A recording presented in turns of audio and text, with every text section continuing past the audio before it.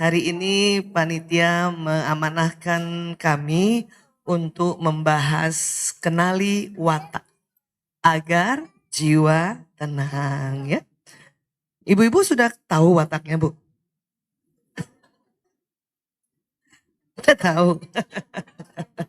Iya, katanya orang saya kayak gini. Katanya orang saya kok kayak gini gitu ya. Masya Allah. Baik. Namun sebelumnya saya juga ingin sampaikan salam dari suami. Karena tadi bersamaan keluarnya ya. Dia pergi ke ya cari nafkah.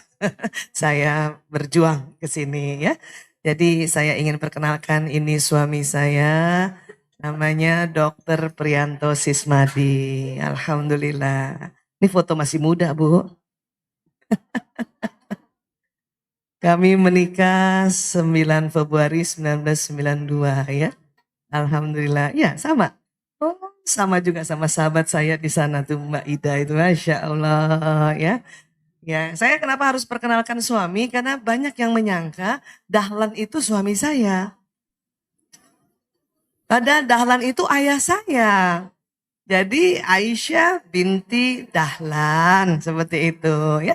Dalam Islam nama perempuan tetap bersanding dengan nama ayahnya ya. Kalau ada budaya di Indonesia mau pakai nama suami biasanya Nyonya Priyanto Sismadi gitu ya.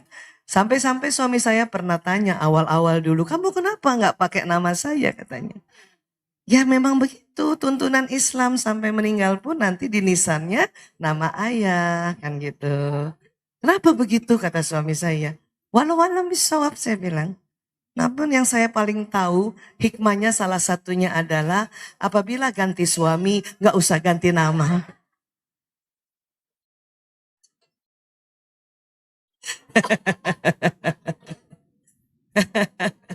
Ada teman saya namanya selalu bersanding nama suaminya. Suatu ketika ya ini cuma takdir juga dia bercerai ganti suami.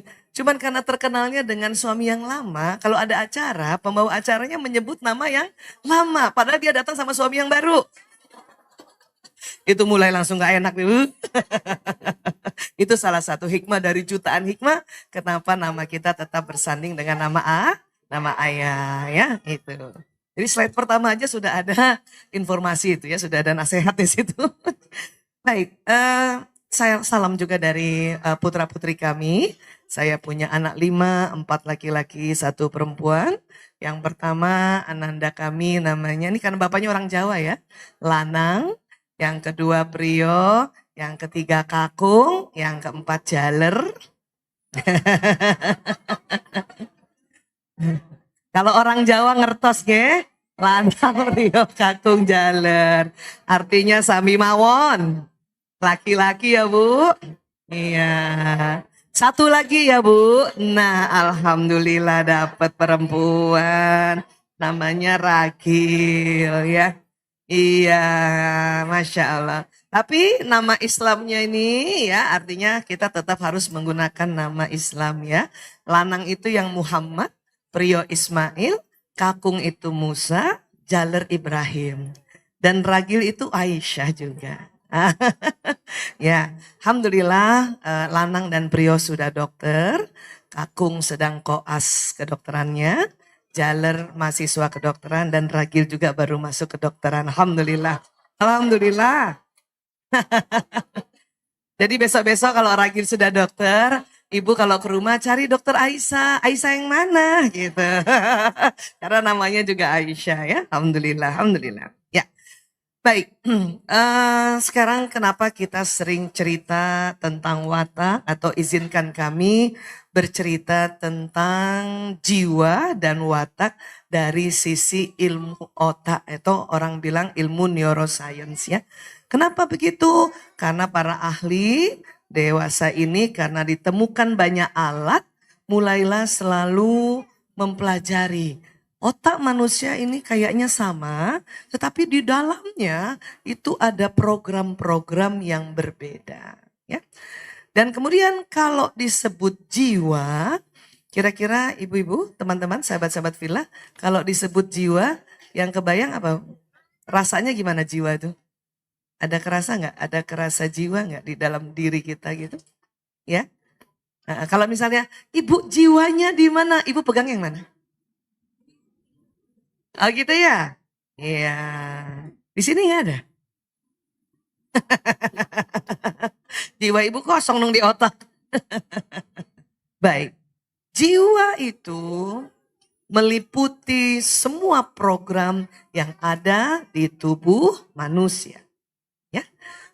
Tubuh manusia ada programnya di otak, ada programnya di jantung, dan bahkan ada programnya di seluruh sel tubuh. Ya, kalau kita bilang program udah tahu dong, era digital, ngerti ya? Ya, maka kalau dikatakan di mana jiwa, itu dari ujung rambut sampai ujung kaki. Ya, nah. Namun ya, nanti kita akan belajar bahwa Allah menciptakan bahwa di jiwa kita ya, jadi penyampaian tentang jiwa itu banyak sekali di ayat-ayat Al-Qur'an. Kita ambil yang surat Asy-Syam ini ayat 7 sampai 10. Siapa hafal yo? Nah, bismillahirrahmanirrahim. Wa nafsim wa ma sawaha. Ya, itu artinya demi jiwa dan penyempurnaannya. Jadi Allah itu menciptakan jiwa kita itu sempurna sebetulnya. Ya, sempurna. Nah, kemudian lagi lanjutannya adalah fa'alhamaha fujuraha wa taqwaha. Ya, jadi diartikannya di sini maka Allah mengilhamkan kepada jiwa itu jalan kefasikan dan jalan ketakwaan. Ya. Ini luar biasa ibu-ibu, sahabat-sahabat Villa, mungkin ada bapak-bapak juga di lantai bawah ya. Setelah diteliti oleh ilmuwan, memang di ujung rambut kita nih sampai ujung kaki ada program kefasikan, ada program ketakwaan memang. Ya. Ada yang mengatakan ada kelemahan manusia, semasing-masing individu ada kelemahannya dan ada juga kekuatannya. Ya. Jadi semakin diteliti semakin ya orang-orang para ahli itu percaya pada apa yang Allah sampaikan di Al-Quran. Hanya kadang peneliti itu non-muslim. Ya, jadi kadang-kadang sudah meneliti, sudah tahu, sudah kagum, cuman gak ada hidayah. Makanya bersyukur kita ini. Allah berikan hidayah. Bersyukur juga kita bisa datang ke Majelis Taklim.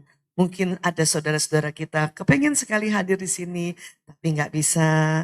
Barangkali anaknya sakit, ya. Barangkali nggak dapat izin, barangkali cuciannya banyak. Barangkali, banyak barangkalinya ya. Maka tidak sampai di sini. Makanya sebuah apa ya namanya anugerah atau kebahagiaan kita bisa ya datang ke sebuah majelis taklim bermain-main di taman surga. Walaupun sekarang juga bersyukur karena waktu itu pandemi ada oleh-oleh namanya online. Ya, itu juga bersyukur. Buat ibu-ibu yang memang sedang banyak kerjaannya tapi tetap mau menimba ilmu, maka bisa sambil nyetrika, dengarkan tausiah. Wah, itu luar biasa. Ya makanya bersyukur kita. Nah, bersyukur juga kita ambil hasil dari nanti ilmuwan-ilmuwan yang meneliti. Karena meneliti ini Bu, sudah lama, panjang, mahal, susah.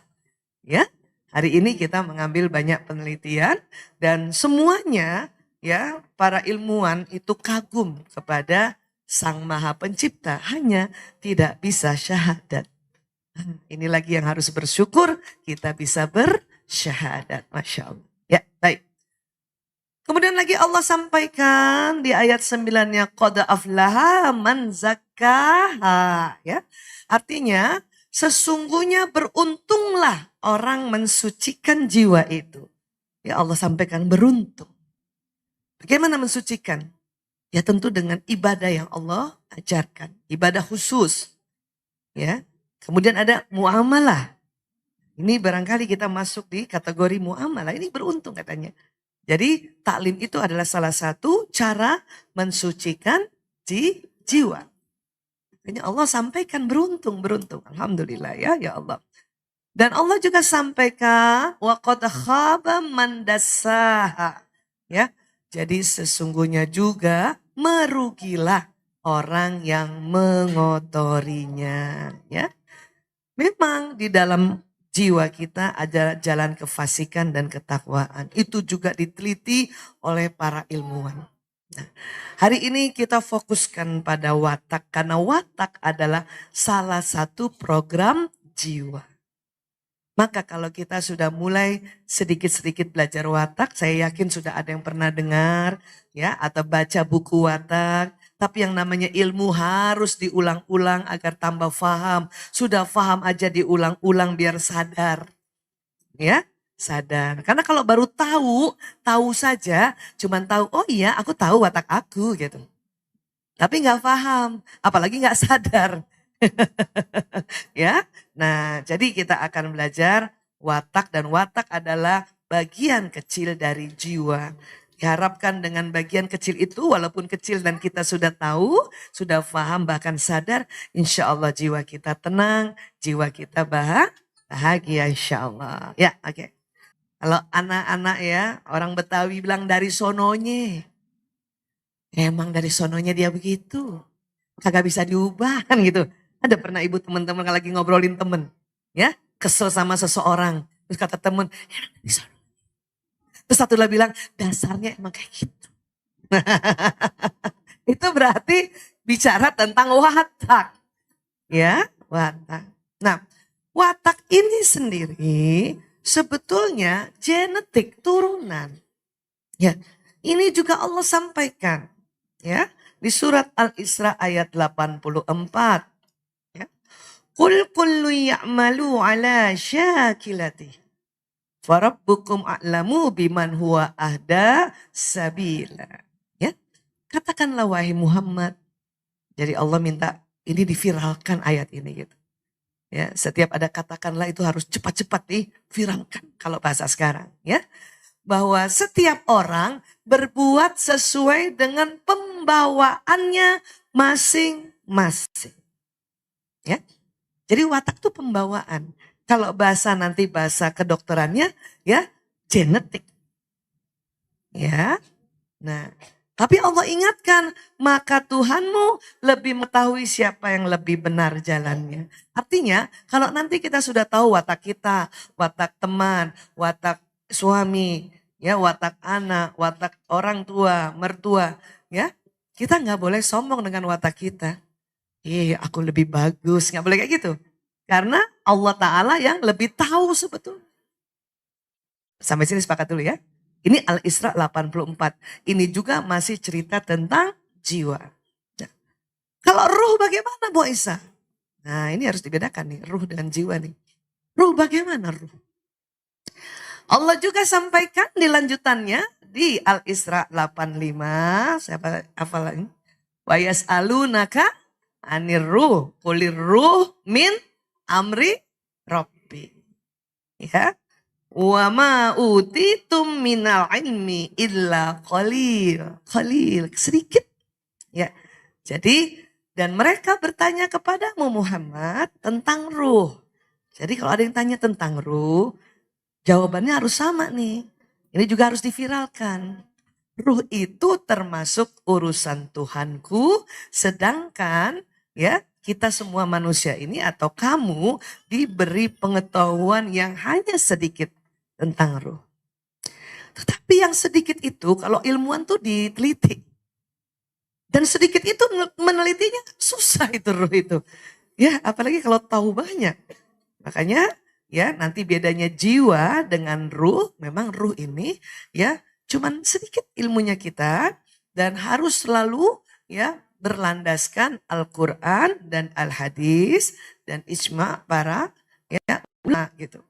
Kalau jiwa nanti salah satu makna dari ijma' para ulama adalah penemuan dari ilmuwan-ilmuwan. Ya, ilmuwan itu sebenarnya ulama bukan? Cuman kalau yang ilmuwan non muslim kita nggak bisa bilang ulama kan? Nah seperti itu. Jadi yang kita pelajari nanti ini lebih banyak yang ke jiwa. Setuju ya? Nah. Tadi kita sudah sama-sama belajar bahwa program itu ada mulai dari ujung rambut atau di kepala kita. Atau katakanlah di dalamnya lagi otak. Maka kita belajar dulu tentang otak ya. Ini otak manusia, Allah ciptakan otak manusia, ada otak besar, ada otak kecil. Dan dia terbelah dua. Pegang dulu kepalanya, belai-belai dulu. Alhamdulillah. Ada otaknya Bu? Saya tanya dulu ya. Karena banyak orang lupa punya otak. Anak sekolah baru ingat punya otak kalau mau ulangan. Dan kita ibu-ibu baru ingat punya otak kalau tanggung bulan. Ya Allah. Pegang lagi kepalanya. Ya ini otak kita ya. Allah ciptakan otak. Allahu Akbar.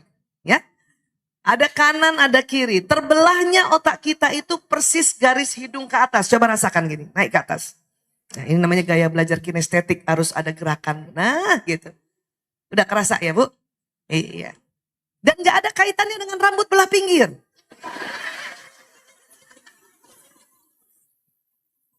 Ibu-ibu yang rambutnya belah pinggir kanan, tetap otaknya terbelah di sini. Paham ya Bu? Nah ini lihat nih. Dan betul-betul terbelah. Nanti ketemunya di tengah.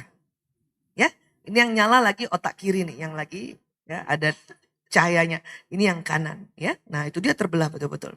Nah, memangnya di otak ada apa, Bu Aisyah? Ada yang namanya sel otak. Ini kayak gini. Tuh. Ya, sel otak. Ini saya mohon maaf, mohon izin ada tetap masih bahasa-bahasa Latinnya. Karena memang kesepakatan internasional untuk para medis atau dokter-dokter ya, atau kita bicara tentang tubuh manusia, ada yang pakai bahasa Latin. Ya, gak apa-apa ya Bu. Sel otak tuh namanya neuron. Kan keren pulang dari taklim. Sampai di rumah, nak kita punya 100 miliar neuron. Ada anandaku ikut belajar. Alhamdulillah. Masya Allah. Wah ini yang bawa anak-anak dan mau ikut belajar hebat banget ya Masya Allah. Ya ini nih.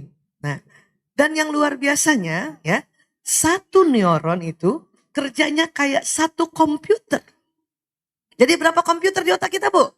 100 miliar. Allahu Akbar. Nah ada kalimat tambahan oleh para ilmuwan. Satu neuron kerjanya kayak satu komputer yang tercanggih di zamannya. Artinya gini, saya lahir tahun 68. Teman-teman ada yang lahir tahun 60-an sama kayak saya? Nah, alhamdulillah. Ih, senangnya. Walaupun sudah mulai-mulai pralansia, tetap hadir ya. Iya. Ada yang tahun 50-an juga. Lahir dan hari ini masih alhamdulillah lebih luar biasa lagi ya. Ibu, tahun 50-an, Masya Allah. Sama, kita punya 100 miliar. 100 miliar. Ya. Yang lahir tahun 70-an? Lebih banyak ya. Juga sama punya 100 miliar. Nah, yang lahir tahun 70-an lebih canggih dari otak saya. Betul? Ya. Yang 80-an. Nah, itu juga lebih canggih. Dari yang 70, apalagi yang 60, apalagi yang 50. Ini harus diakui. Yang 90, lahir 90-an. Alhamdulillah, ya Allah masih muda-muda. Nah, itu lebih canggih lagi sayang. Otak kalian tuh lebih canggih lagi, Allahu Akbar. Yang lain tahun 2000-an. Ada. Muda banget. Ya. Ada ananda kita juga di depan lahir tahun 2000. Itu lebih canggih lagi. Ya, lebih canggih. Ya. Jadi tetap jumlahnya 100 miliar, tapi lebih canggih. Kenapa lebih canggih? Karena otak yang lahir ya di tahun-tahun berikutnya, apa sih yang disebut canggih? Otaknya ini, selnya ini punya daya tampung yang banyak. Banyak. Ya, itulah makanya Sayyidina Ali bin Abu Thalib radhiyallahu an mengatakan, didiklah anakmu sesuai zamannya. Karena memang sama neuronnya 100 miliar, tapi lebih canggih. Nampung data-datanya lebih canggih Bu. Ya, nah saya tahun 60-an, otak saya nampung data sekarang susah banyak Bu. Ya. Saya suka-suka kalau nge-google, banyak kali berita yang harus dibaca. dan harus disimpan. Ya, nggak bisa. Kenapa? Karena dulu terbiasa berita itu nggak banyak. Hanya dapat dari berita dari harian pagi atau koran pagi sama koran sore. Betul nggak Bu? Iya. Kejadiannya malam, baru pagi diberitakan. Udah angus Bu, kalau ada kebakaran. Ya, iya. Mau tahu tentang bagaimana seorang wanita, bagaimana ya baju-baju zaman dulu, bagaimana cara merawat kulit, bagaimana itu ya dapatnya sebulan sekali karena majalahnya cuma sebulan sekali. Ingat ya Bu? Ada Femina, ada Kartini. Siapa yang waktu mudanya baca majalah gadis? Gak apa-apa kita nostalgia dulu ya. Enak kan nostalgia itu ya Bu? Iya, Masya Allah. Ya, iya. Majalah anak-anaknya aja cuman hari Kamis munculnya Bobo. Muncul lagi Kamis depan. Karena seminggu sampai hafal tuh. Ya, sampai hafal. Bona dan Rongrong di halaman berapa? Terakhir ya. Iya. Ciri khas Bona apa? Alhamdulillah. Itu kalau mau bikin kita diri kita gembira, coba inget-inget zaman dulu aja juga. Ya, anak sekarang ya berita banyak sekali dan tiap detik bertambah berita itu. Tapi otak mereka sanggup menampungnya. Paham ya Bu? Kalau ada sekarang namanya teknologi digital, itu kan karya manusia ya. Ingat, otak manusia yang menciptakan teknologi digital adalah ciptaan Allah. Kenapa muncul teknologi digital? Karena otak zaman sekarang mulai yang lahir tahun 90-an, 2000 dan 2000 itu memang otaknya digital Bu. Digital. Jadi jangan marahin teknologi digital. Nggak usah marah sama gawai, gadget, nggak usah. Memang otak mereka Allah kasih sama 100 miliar, tapi kekuatannya digital. Apa sih yang dimaksud digital Bu Aisyah? Digital itu punya keistimewaan menampung data yang banyak, cepat diakses ya atau dicari, ya mudah dikombinasikan, makanya banyak kreativitasnya. Ya Bu? Iya, jadi jangan marah sama digital ya. Nah, 100 miliar ini Bu, satu neuron itu ada kabel-kabelnya. Ini saya suka ulang-ulang nih supaya tambah paham ya. Ya kayak ini nih laptop saya ada kabel-kabelnya kan? Ya. Nah, kabel-kabelnya ini setiap satu neuron itu banyak sekali. Bisa 20.000. Laptop saya aja nih yang kata orang sudah mulai canggih. Itu cuman berapa? 1, 2, 3. Ya nggak ada 10. Kadang ada alat sambungnya. Ya paling 20. Ini 20.000. Dan nanti kabel-kabel itu saling sambung menyambung. Pakai apa Bu Aisyah? Allah ciptakan ada zat kimia, kita sebutnya neurotransmitter. Nyambung dia, kayak lem. Karena cepat, jadi dia ada peristiwa listrik di otak kita. Jadi di otak kita itu ada listriknya. Makanya kalau ada orang bilang, ih dasar otaknya koslet. Itu betul.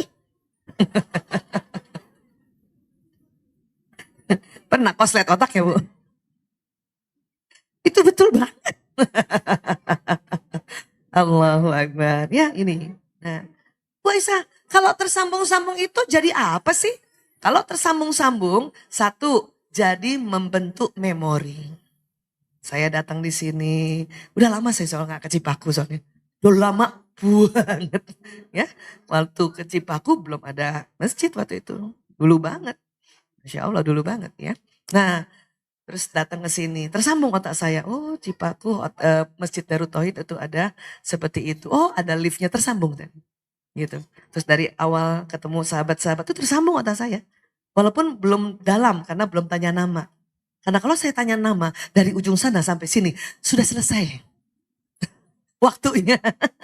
Tapi tadi salaman itu tersambung otak saya. Ya.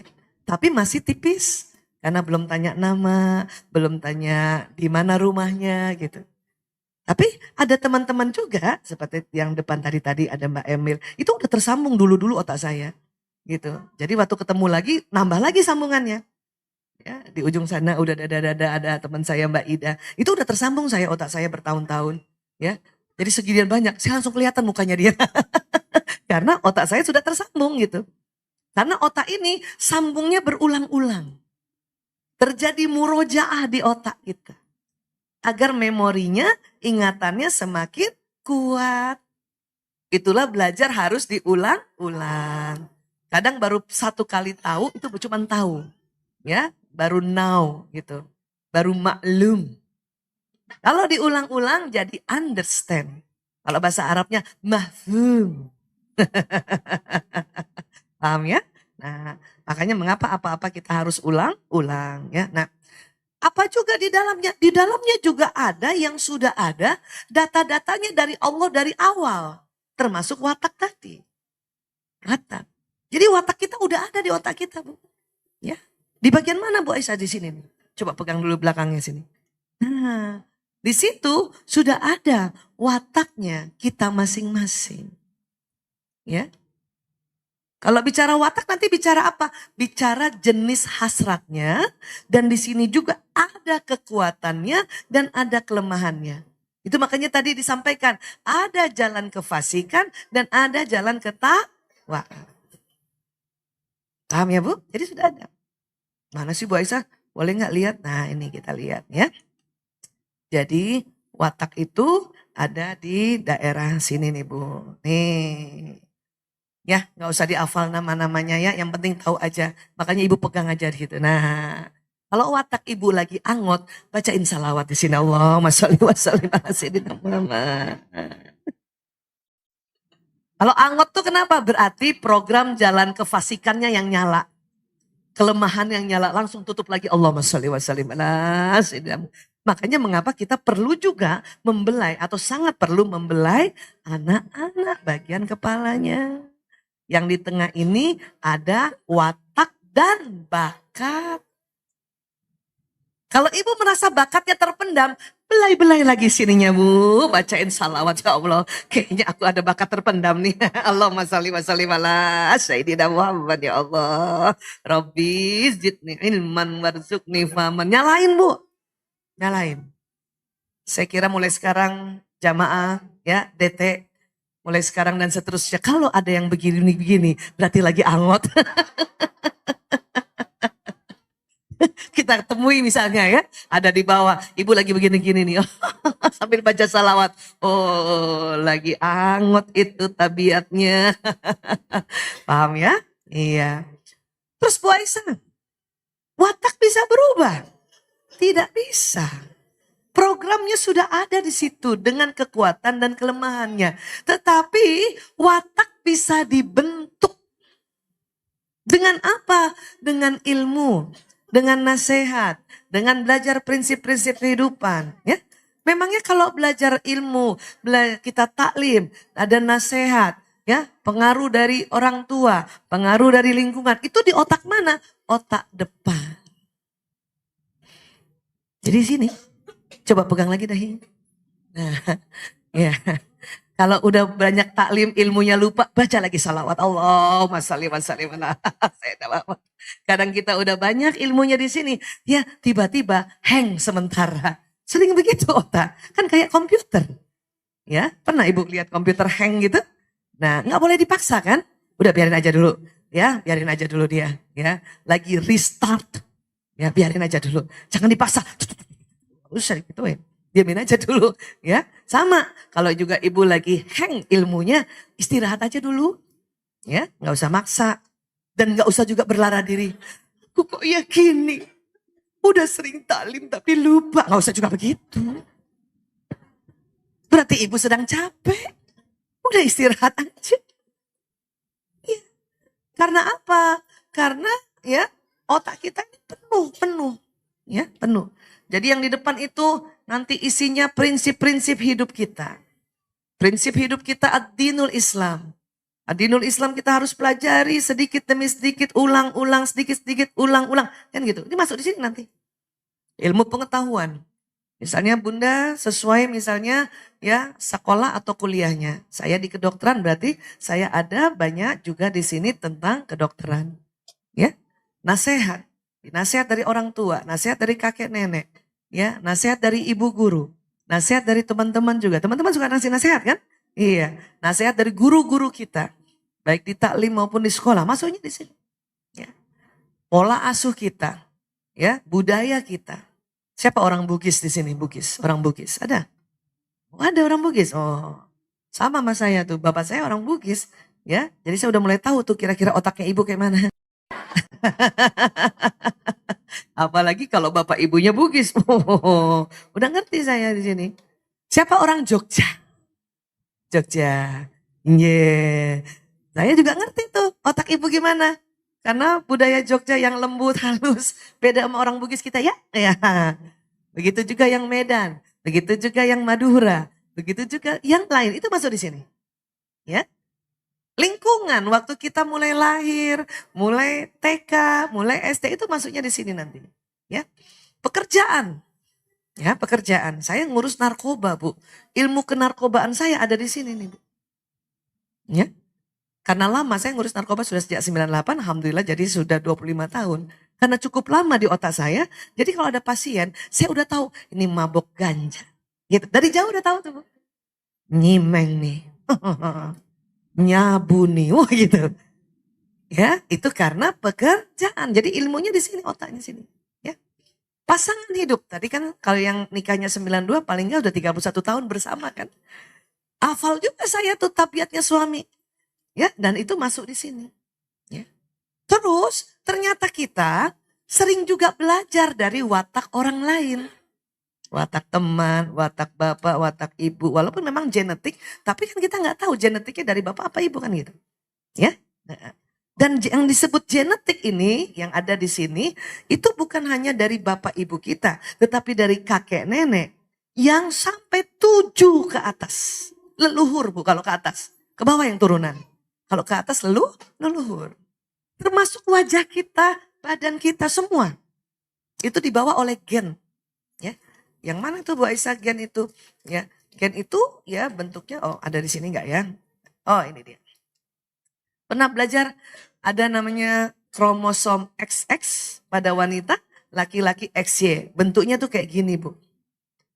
Karena kayak X makanya disebut X. Ya. Kalau Y emang bentuknya Y? Enggak. Dia kayak gini nih, Bu. Yang laki-laki ini dan ini. Ya. Ilmuwan bingung kasih nama apa ya? Walaupun enggak Y banget, makanya kita kasih nama Y aja deh gitu. Karena sebelahnya X gitu. Itu kronologisnya ya. Nah, di dalamnya ada tali-tali. Tali-tali ini ada titik-titik, ada namanya DNA. Dalam DNA ada gen. Yang dibawa oleh gen itu adalah bentuk tubuh kita, bentuk wajah kita, mata dan sebagainya. Ya. Tetapi nggak mesti dari bapak ibu plek gitu loh. Jadi kalau ada anak kita merasa kok nggak mirip suami aku ya? Nggak mirip aku ya? Ibu nggak usah galau dulu. Siapa tahu mirip kakeknya yang leluhur urutan keempat ke atas. Ibu punya fotonya leluhur keempat. Makanya ibu suka bingung, kayak siapa ya? Gitu. Iya. Bapaknya bukan, ibunya nggak mirip-mirip amat, kakeknya nggak. Ternyata leluhur yang keempat. Makanya besok-besok Bu, ya, kalau kita kasih warisan termasuk foto ibu. Supaya nanti 7 turunan ke bawah itu juga tahu, oh begini. Kalau dulu kan nggak ada foto-fotonya, ya. Saya aja, bapak ibu saya ada fotonya. Ya, ayah, orang tua bapak ibu saya masih ada. Orang tuanya masih ada, di atas yang keempat udah nggak ada. Ya. Siapa tahu anak ibu yang ketiga mirip leluhur yang pas banget ketujuh ke atas. Nggak ada fotonya. Nggak ada juga yang bisa ceritain. Ya, kalau yang keempat aja, mungkin kakek yang urutan nomor 2 kita di atas itu sudah sempat bilang, kamu itu kayak nenek buyutmu nak, ya, hidungmu kayak kakek buyut, masih bisa cerita. Tapi yang 7 di atas siapa yang mau cerita Bu?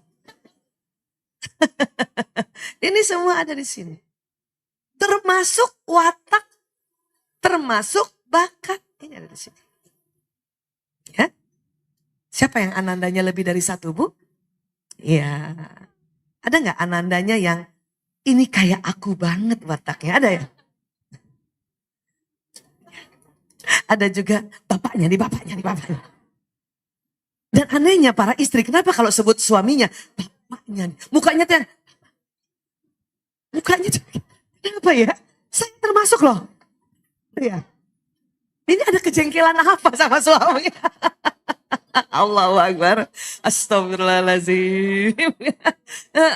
Nanti kalau kita ngobrol-ngobrol sama, terus yang kayak kita, gue banget. Kayak gitu juga mukanya.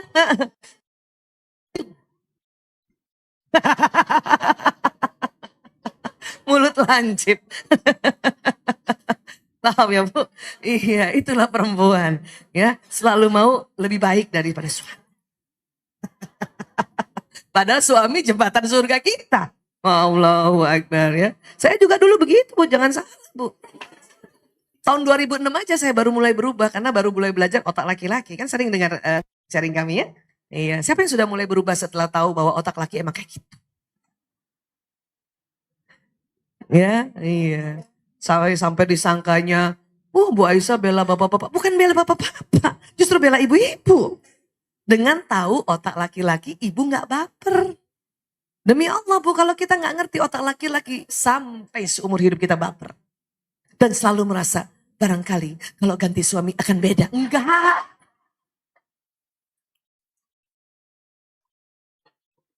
Sama Bu, sama. Sama. Ya, iya. Siapa yang WA panjang lebar sama suami dan cuma dijawab Oka? Sama Bu, sama.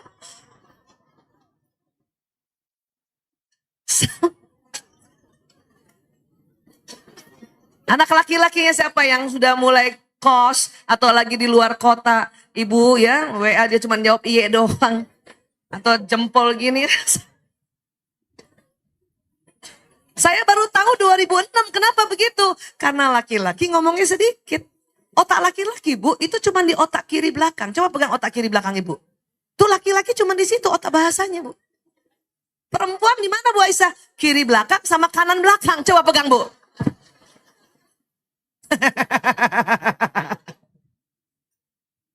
Maka banyakkan kita. Itulah saya sering sharing. Laki-laki karena cuma di kiri belakang, kalau diukur-ukur, dihitung-hitung, perharinya komunikasinya 7.000. Perempuan karena kiri kanan 20.000.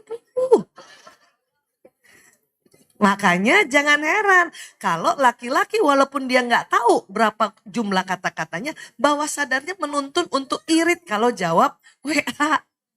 Irit. Kalau pagi memang agak banyakan dikit karena belum habis. Iya, tadi saya mau turun saya minta izin lagi sama suami. Kemarin malam waktu minta izinnya jawabnya oh sama Kak doang. Kalau tadi mau turun mobil, dia jawab agak panjang. OKEY. Agak panjang Bu, karena masih pagi. Ya, untung di bawahnya dia tulis lagi jaga kondisi. Ibu sama nggak kita Bu? Sama nggak kita Bu? Kalau suami jawab agak panjang-panjang, ibu senang bukan? HP kadang-kadang taruh di dada. Oh. Tuh bener kan Bu? Tuh. Ini namanya anggukan universal. Sama semuanya. Ya. Nah itu jadinya kayak gitu. Ya. Nah nanti ya kembali lagi ke dalam. Ya kita punya otak ini. Maka kadang kita juga belajar watak pasangan. Ya. Dan yang unik sebetulnya Allah mempertemukan suami istri itu wataknya selalu bertolak belakang sebetulnya Bu. Ya nggak Bu? Padahal ibu nggak belajar watak dulu. Tapi diketemukannya bertolak belakang. Ya, ekstrovert ketemu introvert, yang introvert ketemu ekstrovert. Kan gitu. Ya kan? Iya. Ada suaminya yang banyak bicara. Walaupun laki-laki banyak bicara itu cuma sampai 9.000 Bu. Ya. Nah istrinya yang agak pendiam. Nah agak pendiam itu 16.000.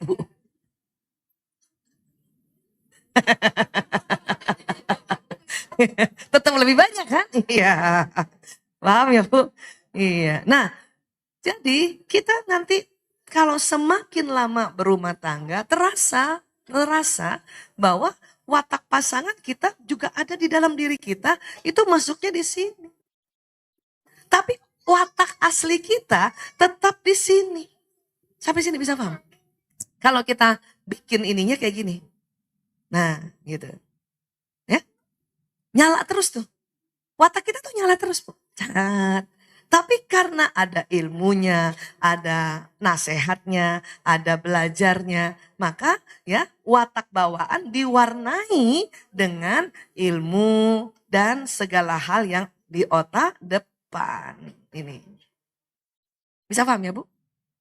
Jadi jangan ada lagi tanya ya, Bu Aisyah, watak bisa berubah nggak? Enggak. Tapi bisa dibentuk.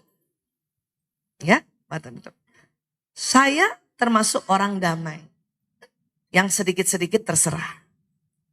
Tapi setelah bersama suami dan suami sering marahin saya kalau bilang terserah, jangan terserah, ayo pilih. Sekarang saya kalau ditanya atau lagi kalau diajak ke restoran pilih makanan nggak pakai terserah sekarang. Saya mau ikan bakar, oh gitu. Walaupun itu berat banget ngomongnya. Nah otak saya tetap mau bilang, otak saya yang ini selalu mau bilang, terserah mau bilang begitu. Cuman karena sudah dia terasah, sudah belajar juga, karena nanti ada orang bilang nggak ada menu terserah di sini kan gitu.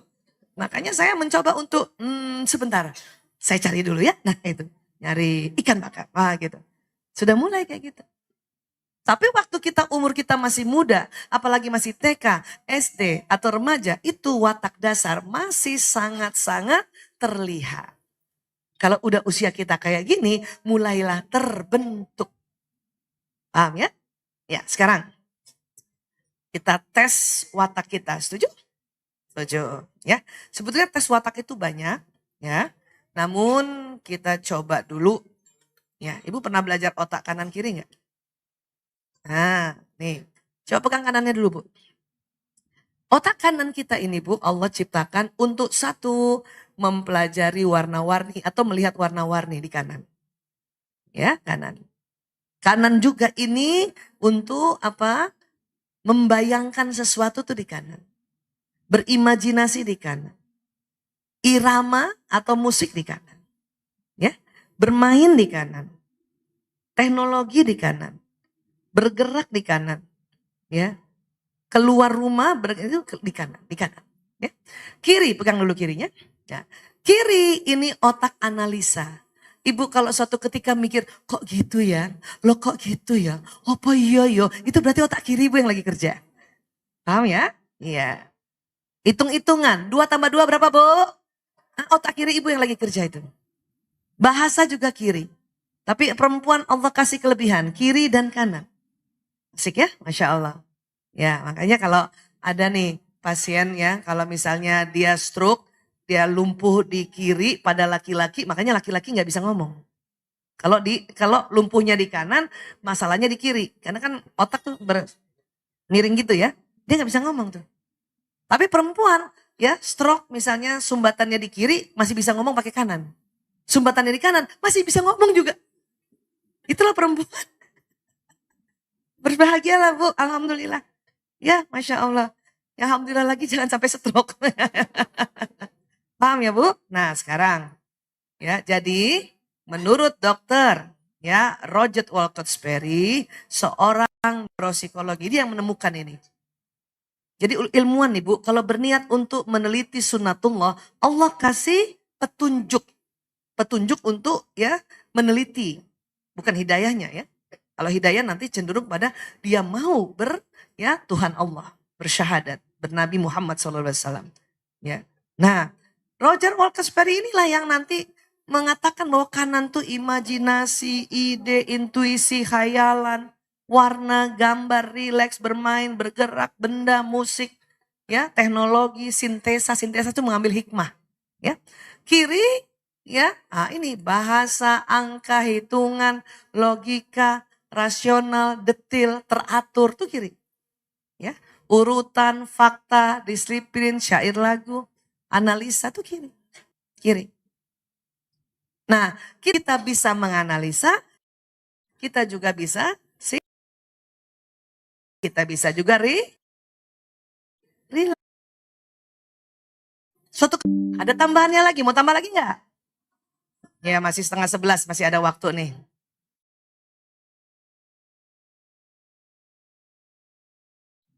Dua jam lagi, ya Allah. Masya Allah, Alhamdulillah ya. Ilmu memang separuh-separuh ya, supaya hafal. Ini aja jempol lama, udah 15 menit baru kita, baru jempol doang. Paham ya? Baik, sekarang kita masuk ke yang lain ya. Watak. Ya. Pernah dengar kata introvert, ekstrovert? Pernah dengar ya? Nah, kalau salah satu dari 4 ini, ya. Nanti kalau udah pilih satu lagi, oke? Jadi kata pilihan. Pilihan pertama apa, pilihan kedua apa, oke? Nah sekarang masih SD, SD. SD, masih piyi. Nonton juga nggak apa-apa. Masa main semua, siapa yang nonton? Itu dinamakan oleh Hippocrates plekmat. Bu, waktu ibu milih, itu memang otak ibu yang milih nih, di sini nih. Bu, termasuk yang ini. Tapi pas dia ada yang acara, dia punya acara, nggak ada yang. Apalagi kalau misalnya orang Sunda, punten. Tolong ya gitu. Tetap nggak mau konflik. Terasa begitu nggak tadi ibu yang beli penonton? Handle emosi agar damai. Begitu.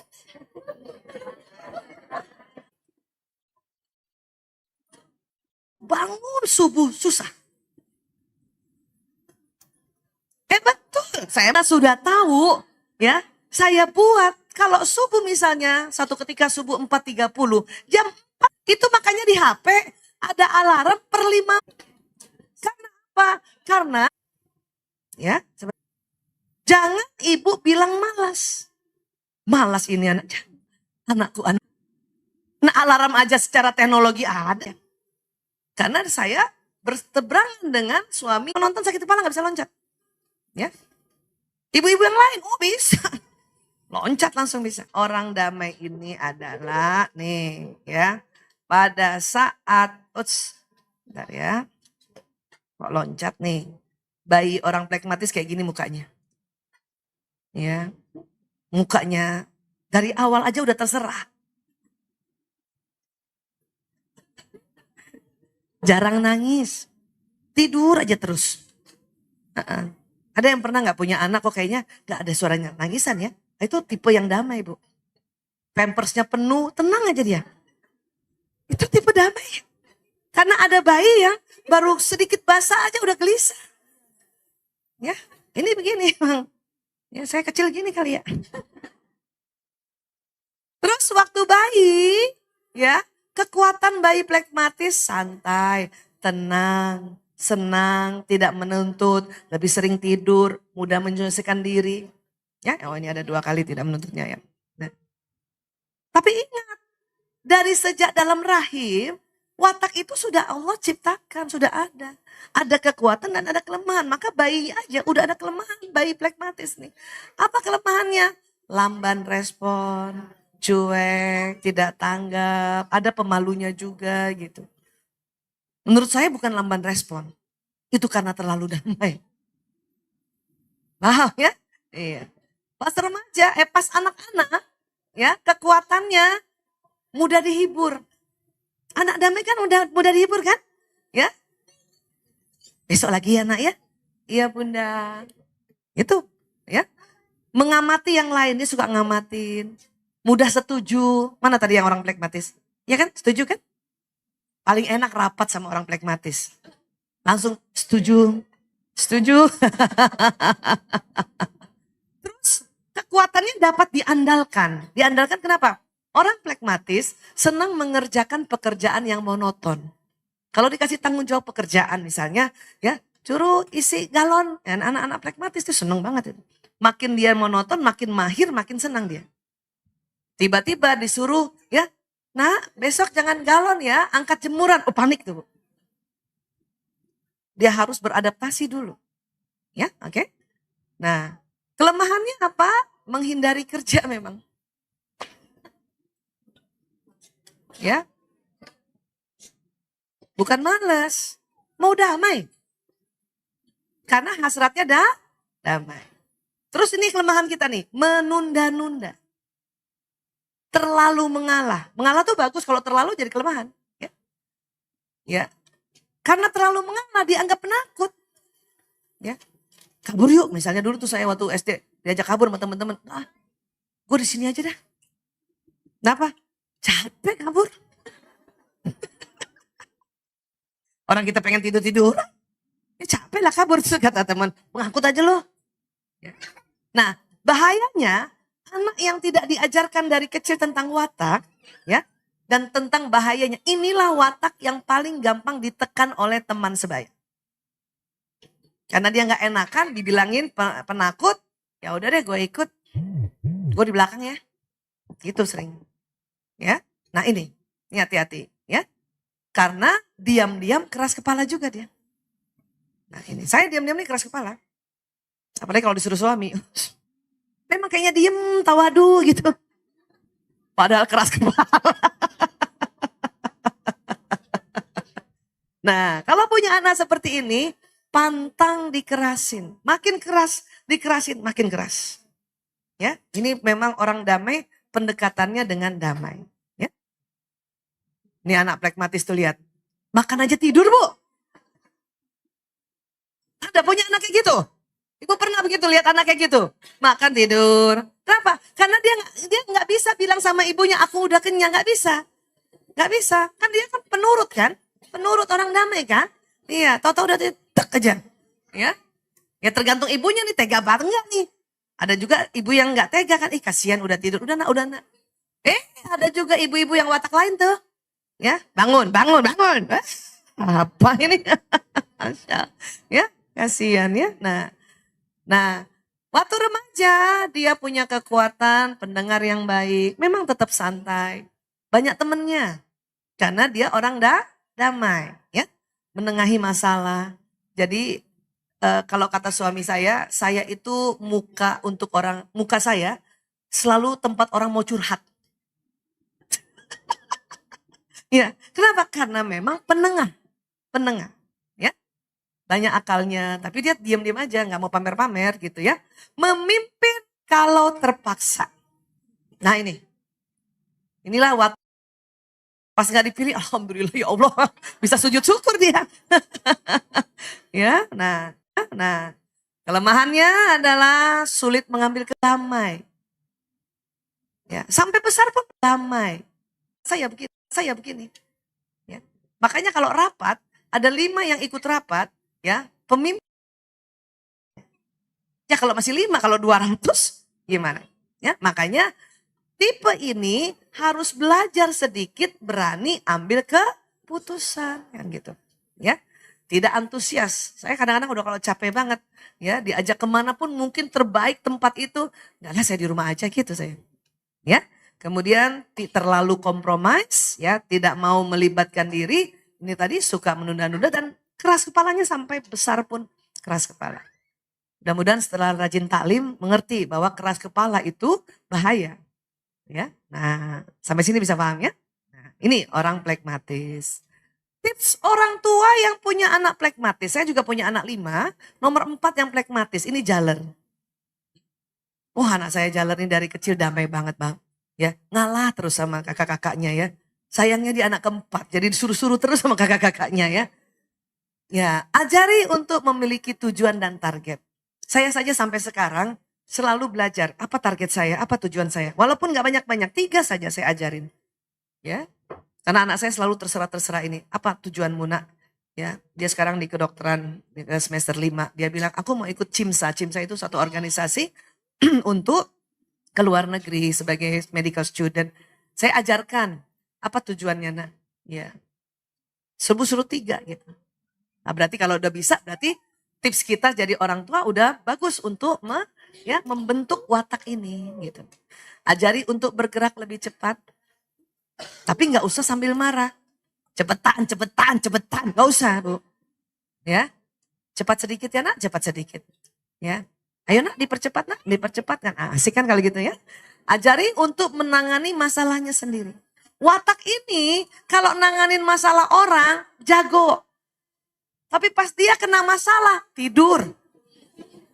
Coba mana yang penonton, betul Bu? Iya, itu emang begitu. Makanya pelan-pelan, itulah saya mengapa belajar juga.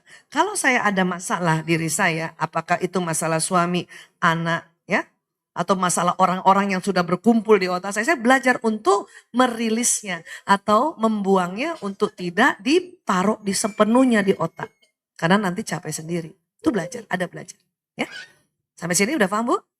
Ya, oke. Sekarang siapa yang pilih penulis skenario? Pilih penulis skenario ada? Orang yang pilih penulis skenario baik pilihan pertama dan kedua diistilahkan oleh Hippocrates melankolis.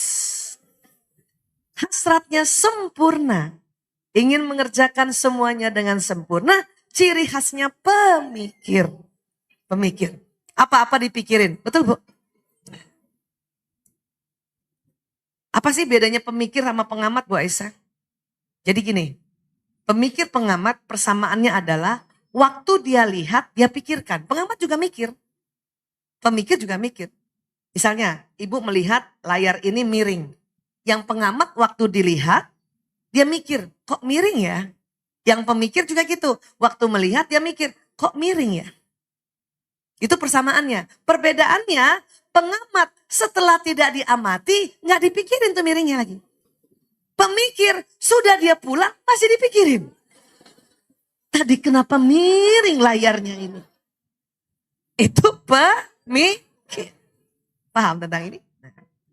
Maka kalau ada ibu tadi, ibu-ibu nih teman-teman semuanya, pilihan pertama misalnya penonton, pilihan keduanya penulis skenario, atau kebalikannya, pilihan pertama penulis skenario, pilihan kedua penonton. Selamat Bu, selamat. Ibu pengamat dan pemikir. Inilah yang disebut watak introvert. Paham ya Bu? Iya. Sama Bu Aisyah. Ini anugerah Allah. Ada kekuatan dan kelemahannya. Bu, gampang mau cari orang pemikir. Gampang sekali. Coba tadi yang merasa memilih penulis skenario. Ya, apakah Anda sejak kecil kalau waktu mau sikat gigi, pencet pasta giginya dari bawah? Iya Bu. Walaupun gak diajarin loh Bu. Ibu selalu dari bawah. Itu betul-betul Anda pemikir atau yang melankolis tadi. Karena mungkin ada juga melankolis yang jadi-jadian. Yang baru gede baru melankolis karena pengaruh suami. Dulu mencet odol gak di bawah tuh. Atau yang penulis skenarionya pilihan kedua. Nggak mesti dari bawah dia, kadang-kadang, tapi lebih seringnya di bawah. Ya, paham ya Bu? Bahkan sudah habis pun dilipat. Ada? Stream, digunting.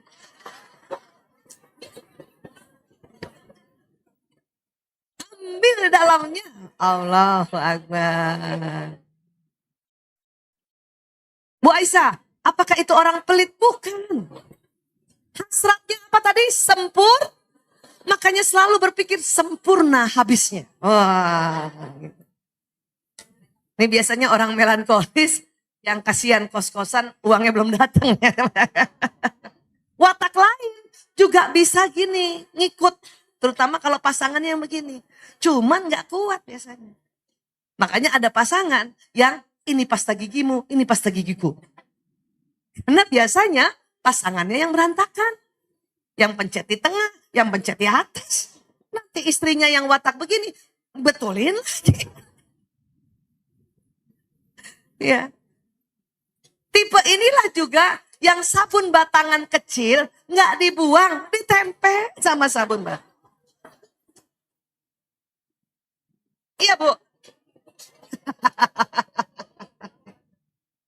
Watak lain, apalagi tadi siapa yang pilih pemain?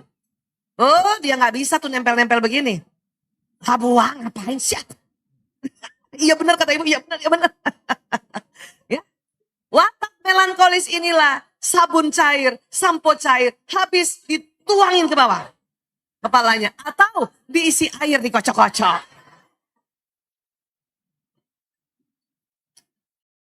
Iya Bu.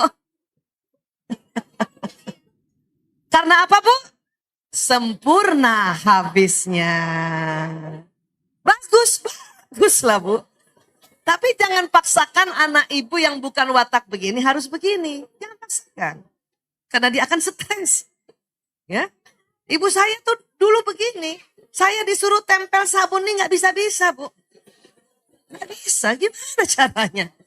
Ya, suatu ketika berhasil saya gembira. Tetap salah. Kata ibu saya, ini yang sedikit kuning. Kamu tempelkan pada sabun yang kuning. Ya Allah. Udah bagus saya tempelin sama yang putih. Udah bagus tempel. Salah lagi. Sudah ibu mulai merasa apa konflik ibu sama anak ibu? Gara-gara begini. Watak inilah juga yang dompetnya rapi, pih. Uangnya terklasifikasi. 5.000 sama 5.000. 10.000 sama 10.000, betul? 100.000 sama 100.000. Kepala pahlawan hadap kanan semua. Nggak ada yang terbalik gitu. Nggak ada yang terbalik. Bahkan uang seri itu, ya, nomor serinya diurut itu. Ada yang begitu. Enggak katanya enggak Bu. Enggak gitu-gitu amat aku Bu. Paham Bu? Ngerti tentang ini? Makanya orang watak seperti ini uangnya susah diambil. Ibu yang punya suami watak kayak gini jangan sekali-sekali ambil uang diam-diam. Dia tahu. Dia hafal. Ya Allah, kurang 2 lembar. Udah lebih baik ibu minta saja. Ya, dia tahu Bu. Bahkan misalnya kursinya saja, misalnya ibu punya anak yang wataknya begini, kursinya didudukin orang, dia tahu Bu. Dia tahu. Iya, geser betul. Dia akan mikir, tadi 90 derajat, kenapa 45 derajat? Gitu dia. Ya paham ya Bu? Ini nih. Ya, watak ini tuh yang pensil sama pensil, pulpen sama pulpen, penggaris sama penggaris. Masya Allah. Watak lain, ya Allah, kalau udah jadi ibu-ibu, pensil biasa sama pensil alis nyatu. Itu yang watak lain. Pokoknya dia bilang, pokoknya pensil. Paham ya Bu? Nah ini bahayanya itu ya. Iya. Ada kekuatan kelemahannya Bu? Ada tentu. Dari bayi ada kita baca ya. Iya. Boleh Ibu, boleh foto, boleh. Nih lihat. Bukan ini, nanti salah gambar. Lihat ya. Lihat wajah bayinya melankolis. Lihat. Dari bayi aja udah mikir. Allahu Akbar tuh Bu, udah mikir. Iya, dia mikir aja. Makanya bayi melankolis ini punya kekuatan. Apa kekuatannya? Serius. Bayangin, dari kecil udah serius. Pendiam. Dan senang yang terjadwal. Bayi inilah kalau mandi yang biasanya jam 5 subuh, ibu rubah jam 7, ngamuk. Yang makan jam 12, ibu rubah, ngamuk dia. Dia terjadwal. Ya. Nah, senang sendirian memang. Senang. Dan waktu sendiri dia memperhatikan orang lain dan dia pikirin. Dari kecil udah mikir memang. Ya, itu memang sudah begitu. Nah, itu kekuatannya. Kelemahannya apa bayi melankolis? Kelemahannya mudah nangis. Betul, betul. Dia perasa soalnya. Ya, tampak sedih wajahnya, pemalu. Ya, bayangin dari kecil udah curigaan. Iya, makanya dia suka ngumpet di belakang ibunya gitu. Ya. Atau misalnya ada kita ada bayi nih. Ya, ibu datang ke rumah orang yang ada bayinya. Ada bayi yang langsung tak tintung dia tahu. Ada yang langsung itu bayi yang ini tuh Bu. Gak salah. Ini anugerah Allah. Ya, paham ya? Iya. Waktu jadi anak-anak gimana? Kekuatan waktu jadi anak-anak sama, tetap serius. Berpikirnya mendalam. Itu di otaknya selalu, kenapa, kenapa, kenapa, ya Bu? Iya. Tapi ini anak yang bertanggung jawab. Ya. Kemudian apalagi dia punya imajinasi yang kuat dan detil. Kalau berimajinasi, bervisualisasi, menghayal pun bisa detil ya. Ya, ini tipe ini. Dan harus rapi. Ya, karena hasratnya sempurna. Dan bakatnya banyak. Bakat yang lebih ke seninya tuh banyak. Ada yang musik, ada yang, wah pokoknya nih anak berbakat kalau orang bilang ya. Dan tipe ini temennya nggak banyak Bu. Ya, tapi sahabat sejati. Ibu kalau punya anak tipe begini, yang lebih senang di rumah, ya orang-orang bilang anak rumahan gitu ya. Memang temennya nggak banyak. Nggak usah juga ibu merasa, aduh nanti gimana sosialisasinya Bu Aisyah. Emang begitu Bu. Dia nanti akan banyak punya teman, ya kenal biasa, tetapi yang nanti sahabat sejati itu cuma 1, 2, atau 3 orang. Nggak apa-apa Bu Aisyah, nggak apa. Ini tipe memang tipe yang nantinya insya Allah dia akan ya menjadi orang yang misalnya karena dia berbakat, dia mengerjakan sesuatu yang apa-apa sendiri. Gitu. Ini cenderung ilmuwan tuh dari sini. Dari orang melankolis. Kalau ilmuwan terlalu banyak temennya, nggak jadi Bu, nggak jadi ngeriset Bu. Baru juga neliti, udah ada temennya. Di laboratorium kebayang nggak kalau tipe ilmuwan yang bukan melankolis. Lagi neliti, ada temennya. Jadi, paham ya? Ya. Kelemahannya apa? Kelemahannya adalah karena serius, ya nampak pemurung. Dan suka menyek-menyek, tau gak sih menyek-menyek? Kan dia anak rumahan Bu. Kalau ibu ajak pergi, selalu Bunda, pulang yuk gitu. Selalu kepengen di rumah. Apalagi kalau ibu ibu ajak pergi dadakan. Ini gak suka, tipe ini gak suka dadakan. Ibu kalau mau ajak pergi, walaupun masih kecil tipe ini, sampai juga besar, ibu harus kasih tahu paling enggak seminggu sebelumnya. Paling lambat ya 2 kali 24 jam. Ya itu. Kalau dadakan, dia lebih pilih di rumah aja. Paham ya Bu ya? Ngerti ya? Nah. Terus gampang ngambek. Ya, apa ngambek? Karena apa? Karena memang tipe yang selalu ingin ya di rumah dan perasa ya. Terus sensitif juga nggak mau komunikasi. Banyak dia begitu kayak gitu. Ya, ini lihat nih tipe anak melankolis tuh lihat. Ya. Nah, dia kalau ketemu orang baru nggak bisa langsung salaman, dia ngumpet di belakang. Kalau ibu ajak misalnya sekolah itu ngajak untuk pentas, itu nggak boleh dadakan Bu. Keringet dingin butir-butir. Dan jangan dibandingkan dengan misalnya kakaknya atau adiknya. Tuh lihat tuh adik kamu tuh, kalau dipanggil ke panggung dia langsung. Karena wataknya beda Bu. Ini anak jago di belakang panggung nih, watak ini jago di belakang panggung. Ya. Anak saya yang begini nomor 3 Bu. Mas Kakung, Musa. Saya ngetes anak saya gampang. Pada saat dia berapa bulan udah bisa sikat gigi, kasih aja odol. Pancat gigi itu. Kakaknya di tengah. Kakak yang kedua di tengah. Dia nggak saya ajarin dari bawah. Yang 4 lagi di tengah. Yang 5 di tengah. Cuman 1 sih beginian Bu anaknya. Yang rapi itu cuma 1.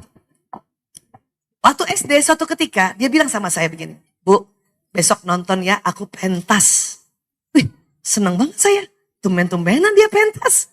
Karena biasanya nggak mau pentas di panggung. Ya. Dalam hati saya kemajuan nih anak gitu ya. Ya udah saya besok nonton. Cari mana ya? Saya tanya wali kelasnya. Bu, Kakung mana katanya pentas? Terus, itu Bu Aisyah. Ya apa di mana? Di belakang gunung. Jadi pentas itu cerita tentang gunung Merapi. Jadi ada gunung dia bawa, dia di belakangnya.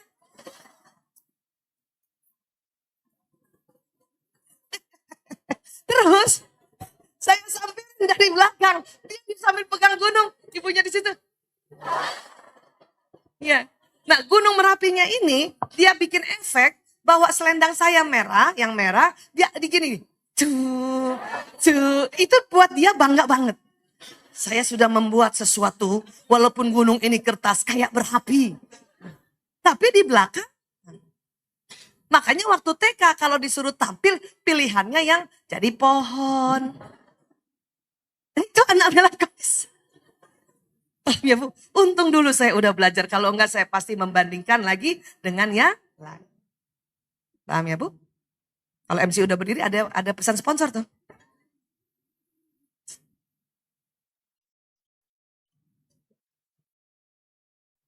Masih 3 jam lagi katanya. Ya, ini sih gak usah pakai tanya jawab. Karena ibu-ibu bukan seksi tengah jawab, curhat. Lama. Ya, mending dijelasin lebih detail. Paham ya? Nah, lagi pas remaja. Ya, kekuatan apa tipe ini? Murid yang patuh. Ya nggak Bu? Ibu terasa nggak yang mana tadi tipe melankolis pilihan pertama kedua? Terasa gitu kan Bu? Dan ibu punya target tinggi kan? Iya. Berpikir mendalam, standarnya tinggi, rapi teratur, terjadwal, suka analisa dan riset ini Bu, tipe ini. Makanya tipe ini nih kalau belajar sungguh-sungguh karena selalu punya target. Ya. Ada teman anak saya, ya. Dia ini masa dapat 8 nangis, Bu. Dapat 8 nangis. Rupanya targetnya 10. Jadi 8 aja nangis. Anak saya yang jalur orang damai, dia heran. Kok kamu 8 nangis? Aku 6 biasa aja.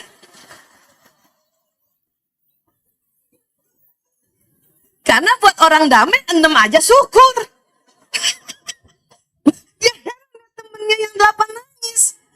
Dia ngadu sama saya di rumah. Saya bilang, oh itu watak melankolis. Nah jadi anak-anak waktu kecil saya sudah ajarkan ini supaya dia nggak kaget lihat. Walaupun sampai di rumah juga pasti dia diskusikan. Oh gitu Bu? Iya nak. Karena dia bukan penonton penulis skenario. Dia penonton pemain pilihnya. Ya, nah makanya dia heran. Kok nangis Bu? Aku 6 biasa aja. Iya. Kadang 5,5 syukur juga. Udah di atas KKM. Paham ya Bu? Nah. Kelemahannya adalah ya itu tadi pemalu kan, jadi merasa rendah diri. Dia udah jago nih anak saya nih ya, teman-teman juga masih ingat nggak waktu kecil, waktu yang melankolis, udah jago, udah tinggi tetap aja, aku biasa aja. Dan tipe ini nggak suka dipuji. Ibu rasa nggak suka dipuji? Nggak suka kan? Ya ibu hebat banget, biasa aja lagi. Dulu, tapi karena sekarang sudah taklim. Setiap dipuji kita hamdalah, alhamdulillah, masya Allah, tabarakallah. Itu karena udah belajar. Waktu kecilnya ini paling susah nih dipuji. Ya anak saya aja Kakung sampai sekarang hebat Mas Kakung, biasa aja. Mukanya gitu, biasa aja. Walaupun saya tahu dia seneng. Taunya dari mana? Hidungnya kempes-kempes Bu. Ya, sikapnya sering negatif tuh. Pokoknya kalau ada orang datang rumah saya, anak saya Kakung yang tanya, siapa dia Bu? Mau ngapain dia Bu? Gitu. Tapi karena saya tahu ngerti wataknya, saya nggak menganggap itu sesuatu kamu kok jahat banget sih, nggak kayak gitu. Saya langsung tahu, oh ini anak melankolis. Kenapa?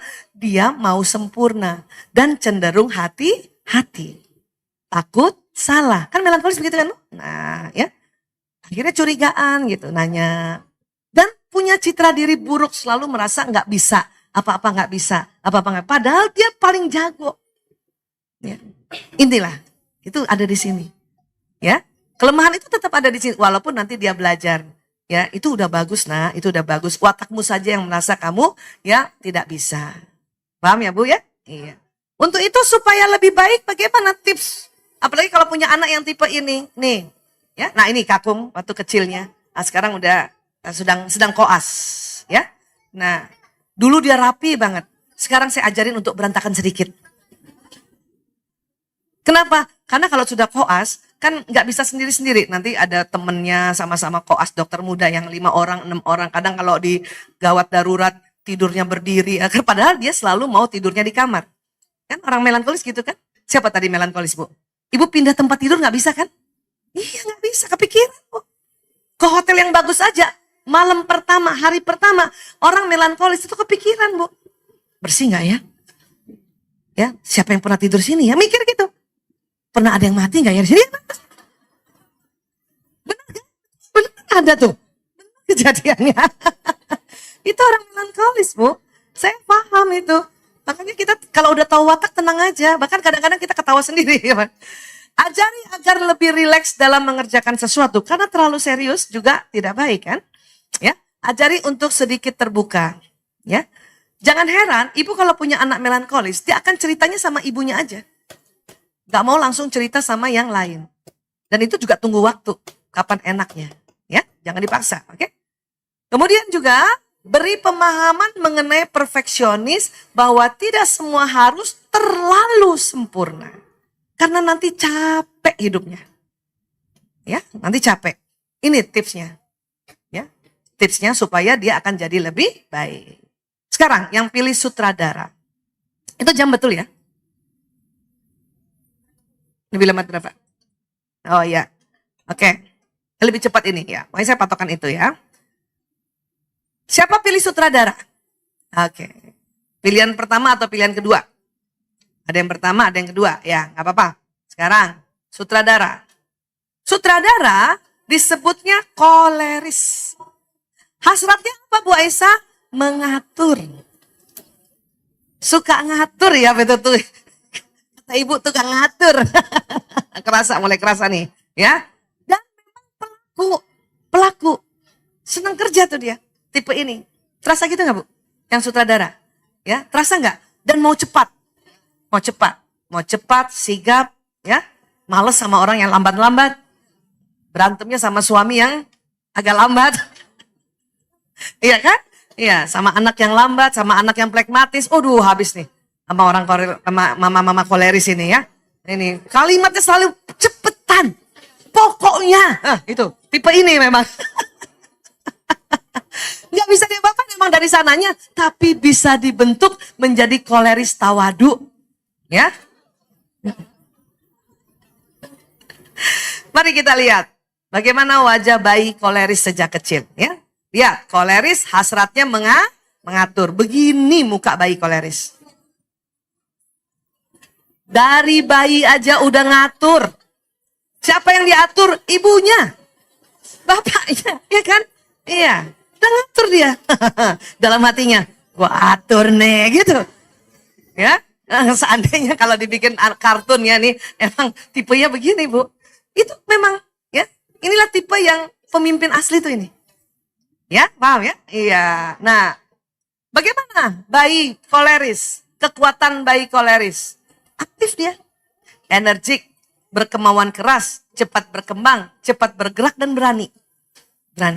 Kelemahannya apa? Kelemahannya nuntut dia, berisik kalau nggak diikutin, suka melempar barang-barang dan nggak ngantuk. Kebayang nggak ibu kalau bayinya koleris, ibunya plekmatis? Ya Allah, gemes banget nih bayi nggak tidur. Padahal ibunya udah ngantuk. Ya Allah. Udah gitu lempar barang lagi dari box. Ya. Diambilin lempar lagi. Ya. Kebayang ya. Ini ya, ini yang suka nuntut tuh. Ya, misalnya dia mau misalnya mau menyusu atau menetek gitu. Inilah yang nangisnya kenceng banget. Ya, kayak orang dipukulin pada nggak dia apa-apain. Ya, udah teriak-teriak. Iya nak. Nggak apa-apa ibu, asal ibu udah tahu itu koleris, tenang aja. Iya nak, sabar ya. Karena diajarin sabar memang. Ya. Kenceng banget kalau nangis. Allahu Akbar ya. Ini. Gak usah juga dimarahin atau dikata-katain. Ya. Kesabaran. Persis siapa sih ini? Wow. Ibu gak sadar apa ibu juga koleris.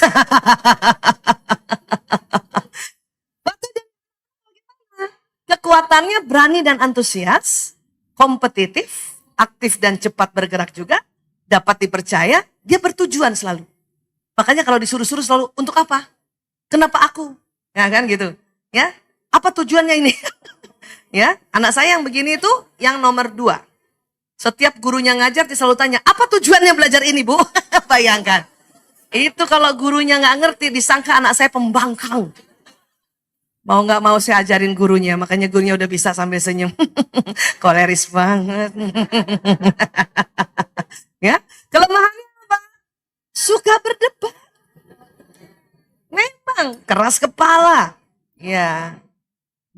Temperamennya sering berubah-ubah ya. Terus mudah marah, suka menantang dan kadang-kadang manipulatif itu. Ya, ini kelemahan. Ini ada memang. Makanya kalau ada anak nih, waktu kecilnya selalu mau ngatur temannya, selalu mau jadi pimpinan, selalu mau jadi ya yang di depan. Itu koleris, Bu. Guru-guru harusnya kasih kesempatan itu. Jadikan dia pemimpin, jadikan dia ketua kelas, jadikan dia misalnya yang ngajar di depan. Kalau enggak, dibully temannya. Ya, ini nih, hati-hati. Ya, inilah yang tadi saya bilang, watak yang jiwa kepemimpinannya sudah ada sejak dalam rahim. Ibu terasa nggak? Yang mana yang watak sutradara? Selama ini ibu selalu jadi pimpinan aja.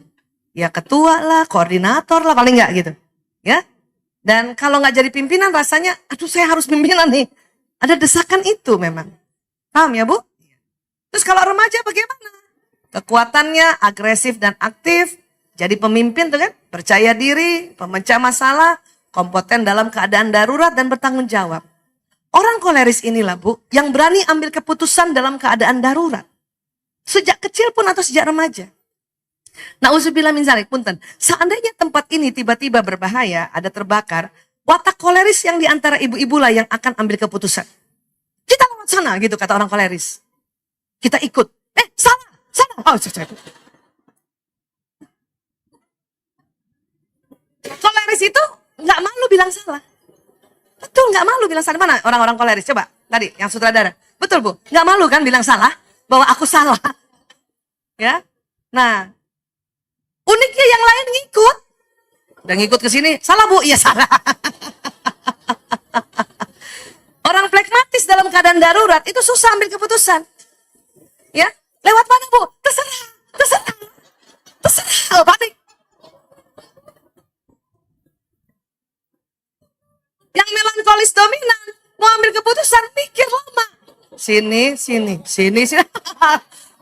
Udah kena api, Bu. Koleris yang langsung sini gitu. Dia yang ngatur. Ya, sejak remaja pun juga begitu. Nah, kelemahannya tentu terlalu ngebos kadang. Karena dia kan pemimpin, ya. Bahkan orang tua diatur, apalagi kalau orang tuanya yang pragmatis. Ya. Kadang itu tadi ST sok tahu, ya. Dan terburu-buru, sering marah, ya. Ini juga bahaya juga. Sering menghina nih.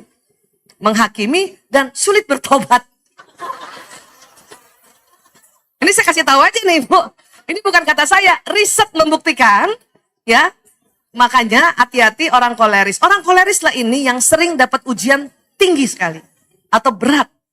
Makanya sebelum dapat ujian berat, ya, ibu rajin bertobat.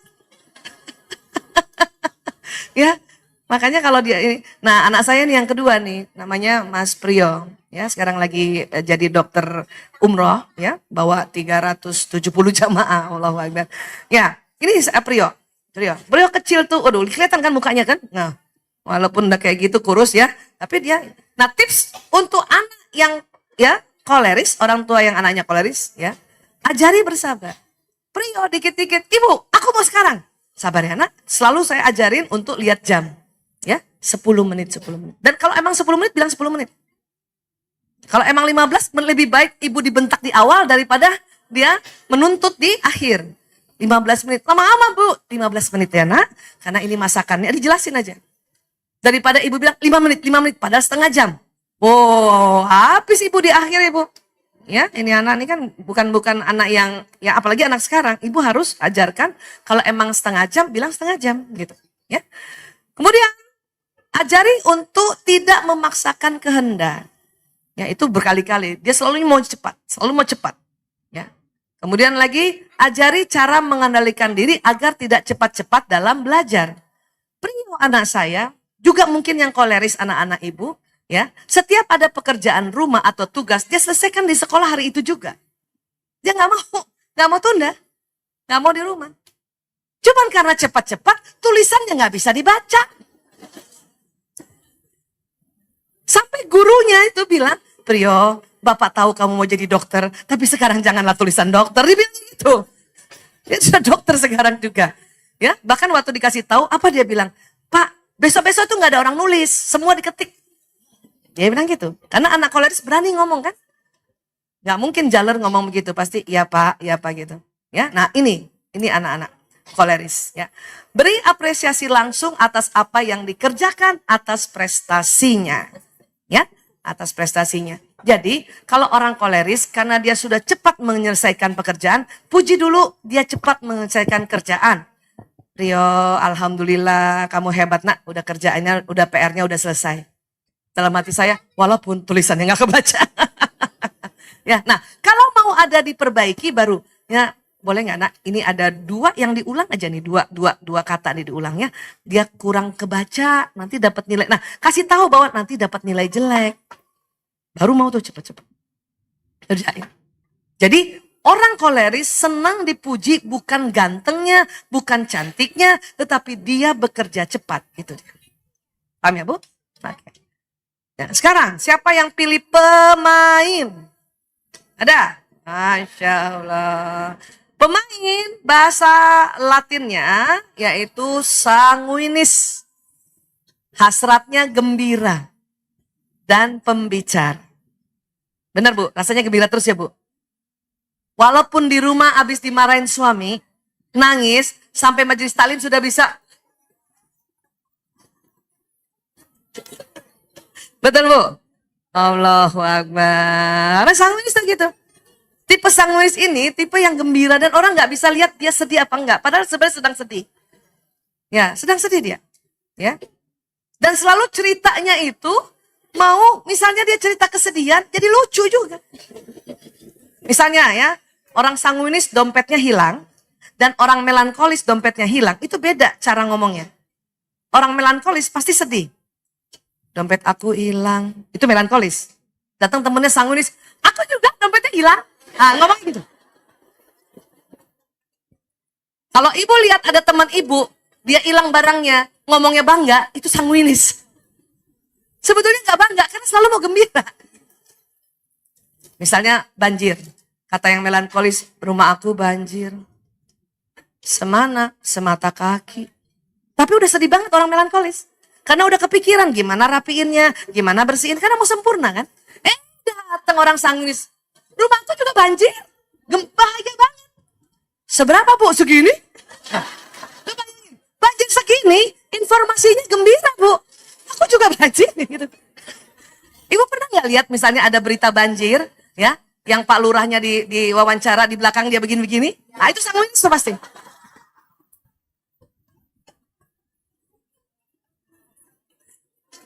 Yang dada-dada gitu.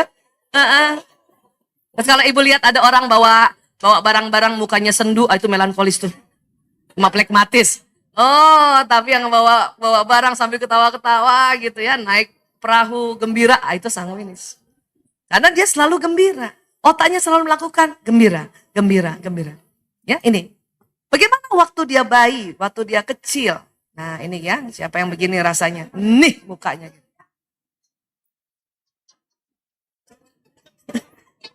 Ada ibu sanguinis gitu ya Ibu. Sanguinis ini anak yang selalu mau ikut orang. Selalu mau ikut orang. Ya. Diginiin senang. Ya, iya, ini dia. Ketawa aja dia terus itu. Ya. Bayinya waktu bayi bermata besar dan cemerlang, ya, senang berceloteh. Karena ngomong kan, pembicara kan, selalu ingin tahu, ya, ingin ditemani, ya, bicara dan mudah diajak. Nah, kelemahannya apa? Anak sanguinis sering jerit-jerit minta digendong karena mau main. Kalau tadi koleris, jerit-jeritnya karena mau ngatur. Paham ya Bu? Nah, kemudian apa? Maaf, suka pamer. Kalau anak-anak kecil, mata geritnya mana? Jangan semuanya. Ah, itu Pak sanguinis tuh. Sanguinis itu. Tapi kalau ada anak kecil, ayo mata geritnya mana? Oh. Ah, itu melankolis tuh. Paham ya Bu? Jadi nggak semua anak ya memamerkan. Dan jangan juga setiap anak yang memamerkan ibu bilang pintar, yang tidak memamerkan ibu bilang tidak pintar. Itu watak. Watak. Ya. Nah, nanti ibu tetap puji. Misalnya anak sanguinis memamerkan, ya.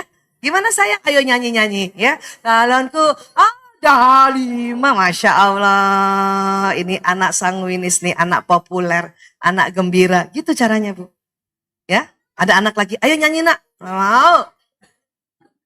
Ayo sayang nyanyi nak. Ibunya gemes kan, malu kadang-kadang ibunya ya. Nyanyi nak, ayo nyanyi yang kayak kemarin. Wow. Wow. Ada yang begitu kan? Kita yang sudah belajar watak, Masya Allah, memang anak melankolis gitu, Bu. Dia ingin pamerkan dalam dirinya sendiri aja gitu. Jadi kita ngerti dan tidak menghakimi mereka gitu. Kasihan orang tuanya, ya.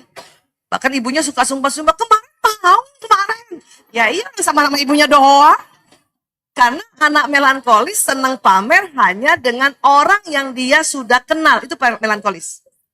Paham ya? Ya. Kemudian waktu anak-anak bagaimana kekuatannya? Berani dan periang, polos dan spontan. Ya. Dan ini anak yang diajak pergi, yuk, langsung pergi, Bu. Ini nih, tipe ini nih. Ya, nggak usah mikir-mikir, nggak usah yang lama-lama dia. Antusias, suka senang-senang, terus ngomong aja. Ibu terasa nggak dari yang pilih pemain? Ini tadi kalau lenong, ya, ibu luar biasa nih penonton yang dibayar itu loh. Imajinatif, terbangkit energinya karena banyak orang. Ini sanguinis, ya. Kelemahannya apa? Tidak teratur memang tipe sanguinis karena selalu mau spontan, mau cepat, ya. Makanya sering berantakan barang-barangnya. Ya, kalau udah besar begini mulai agak rapi karena belajar. Ya, kadang dia lihat ya nggak enak sama temennya atau dimarahin sama suaminya. Karena biasanya ibu yang watak seperti ini, suaminya yang melankolis, yang lebih rapi, ya nggak Bu? Rasa gitu Bu? Suami ibu yang ngatur koper, lebih rapi dibanding ibu. Nggak apa-apa juga, saya udah tahu watak ya. Nah, ini sanguinis cepat bosen. Apalagi waktu anak-anak, ya. Mudah dialihkan perhatiannya, ya. Selalu mau dipuji dan pelupa karena buru-buru. Ya. Terus sering mengarang bebas. Ya. Karena memang anak ini senang ngomong dan senang menghibur orang. Jadi kadang-kadang cerita yang sedih tadi itu sangat dibesar-besarkan atau diceritakan dengan lucu. Ada nggak ibu, teman ibu atau tadi yang pilih pemain kalau cerita memberitahu kepada teman-teman itu agak lebay? Tahu nggak? Itu bakso samping majelis DT, ya Allah. Itu ngomongnya gitu. Ngomongnya kayak gitu. Itu baksonya enak. Kalau ngomong kayak gitu. Itu uratnya ya Allah. Terus ditanya sama temannya, emang udah nyobain? Katanya tuh kan gitu tuh ibu tuh. Katanya jadi teman dia cerita malah lebih seru. Itu sanguinis. Paham ya Bu? Itu yang disebut mengarang bebas. Waktu remaja, kekuatannya remaja sampai dewasa ya. Senang tempat rame. Dan kalau ada dia, rame. Makanya kalau nggak ada lo, nggak rame, itu sanguinis itu. Ya, menyenangkan orang lain, semangat dan berani, populer. Ibu terasa nggak tadi pilih pemain? Ya, ibu di mana aja, cepet terkenal Bu. Emang tuh kata ibu bilang, emang. Allah, terus ini lagi bangga. Menjadi pusat pesta. Memang itu, ibu pernah ya, yang mana yang sanguinis ya, ibu merasa sanguinis. Ada satu tempat tiba-tiba misalnya ibu masuk ke mall, itu toko kosong. Ibu masuk, nggak berapa lama banyak orang yang masuk.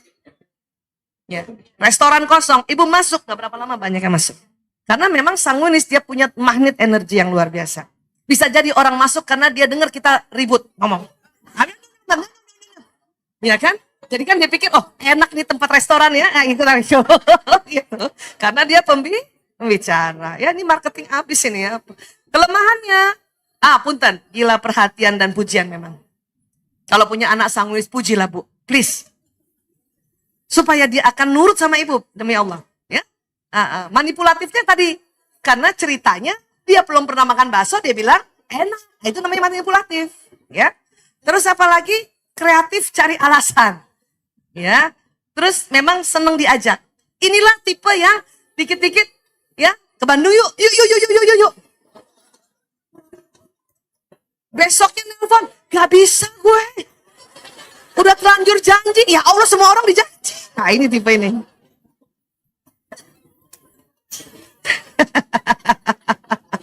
Gak bisa diem memang. Ya, nah ini karena dia pembicara, ya nggak bisa hening. Suasana hening tuh nggak bisa. Ada aja, nah gitu. Paham ya Bu? Nah ini nih orang-orang sanguinis kan gini nih ya. Kalau saya punya anak yang sanguinis yang pertama, anak saya yang pertama, Dokter Lanang atau Mas Lanang ya. Jadi kalau kita punya anak sanguinis ya, tipsnya adalah ajari untuk mengelola segala sesuatu. Karena dia mau cepat berantakan. Kadang itu odol, antara tutup sama badan odol jauh. Ya, walaupun ya sekarang udah dikit-dikit belajar ya. Kemudian misalnya selimut, kalau adiknya itu yang melo dia akan rapikan sendiri gitu. Yang kedua juga ada melonya. Lanang ya, waktu saya bilang, "Nak, rapikan selimut." Apa dia bilang? "Nggak usah lah Bu, ntar malam dipakai lagi." Bener Bu? Masya Allah ibu semangat banget. Aduh gue banget katanya. Ajari untuk menunggu orang lain selesai bicara. Jadi anak saya dari kecil selalu nyeletuk, bapaknya nggak suka nyeletuk. Ya, makanya saya suka bisik-bisik. Ayah, biar ayah ngomong dulu. Anak diam dulu. Jangan diam. Kadang sukses, kadang enggak. Tetap ingin berceloteh. Ya, tetapi kalau kita ajarkan gitu, insya Allah akan jadi lebih baik. Ya, jadi bisa mengendalikan. Ajari untuk disiplin dengan waktu, karena dia terlalu spontan. Ya, terlalu spontan. Ya, cepat mau ikut, cepat kadang-kadang. Ya, belum lagi cuci muka sikat gigi. Ayo Bu, main hayu Bu aja. Nah, ini kalau kita punya anak yang sanguinis. Oke? Iya, sekarang kita ulang sedikit. Jadi empat-empatnya kita sudah tahu. Ya, kita ulang. Yang pilih penonton disebutnya apa? Flegmatis penonton. Hasratnya damai. Semua watak bisa damai Bu, tapi tidak sedamai orang flegmatis. Ya, yang pilih penulis skenario disebutnya melankolis. Hasratnya, semua orang bisa juga melakukan atau mencoba atau belajar sempurna, tapi tidak serapi atau sesempurna melankolis. Ya, koleris, sutradara. Hasratnya, semua orang juga bisa ngatur semua watak, tetapi nggak sejago sutradara. Itu aneh tuh, orang koleris itu pandainya ngatur. Gini. Nah, tetapi supaya kelemahannya nggak bosi, tolong kalau ngatur orang jangan ditunjuk. Kamu ini ya. Itu orang langsung tersinggung. Dalam hati ibu-ibu, kenapa lagi ibu-ibu lah? Siapa lu? Nyuruh-nyuruh gua. Itu bahayanya itu. Ya, makanya kalau pun kita mau ngatur pakai tolong. Tolong ya. Kadang sudah tolong, mata tuh tetap matanya mengatur, ya. Paham ini ya? Nah, sanguinis hasrat gembira. Semua bisa bergembira, mencoba untuk gembira, tetapi memang tidak segembira sanguinis. Paham ya? Nah, tadi kan ibu pilih 1-2 kan? Maka tadi adakah yang pilihan pertama penonton, keduanya penulis skenario? Ada? Atau kebalikannya? Penulis skenario dan penonton. Ada? Nah, ini sudah lazim, ini yang disebut introvert. Adakah yang pilih pertamanya pilih sutradara dan keduanya pilih pemain atau kebalikannya pemain sutradara? Ada begitu? Oke, ini lazim juga, ini yang disebut ekstrovert. Ibu pasti nggak suka terlalu lama di rumah ya, selalu pengen di luar gitu ya. Oke. Pilih pertamanya penonton, keduanya pemain. Ada? Oke. Atau kebalikannya, pertama pemain, kedua penonton. Nah, ini ambivert. Separuh ekstrovert, separuh introvert. Nah, ini mut-mutan juga nih. Kadang lagi mau di luar, kadang mau di dalam. Kadang mau di luar, kadang mau di dalam ya. Ada pilihan pertama sutradara, pilihan keduanya penulis skenario. Oke. Atau kebalikannya penulis skenario atau sutradara. Ini juga ambivert. Bu Aisyah, saya kok pilih penonton sama sutradara? Ah, itu nggak lazim Bu. Kemungkinan ibu tadi waktu memilih ada salah satu pilihannya dipengaruhi watak yang sudah besar karena belajar. Ya, yang lazim yang ada di otak bawah dengan bawah ini Bu, namanya introvert, penonton penulis skenario ini atas dengan atas atau atas bawah yang ya sejajar. Pasangan hidup biasanya 88-95% yang kebalikannya. Tadi siapa yang pilih penonton pilihan pertama? Apakah suami ibu yang koleris, yang suka ngatur? Nah itu, 88-90%. Saya katakan 88-90%, jangan sampai juga, suami saya bukan, kayaknya salah ya gitu. Salah suami maksudnya, enggak, bukan salah suami. Bukan salah ini juga, tapi 88 sampai ya. Makanya saya tipe yang penonton Bu, suami saya ini. Di awal pernikahan sebelum belajar ini, saya merasa bukan istrinya, tetapi pegawainya.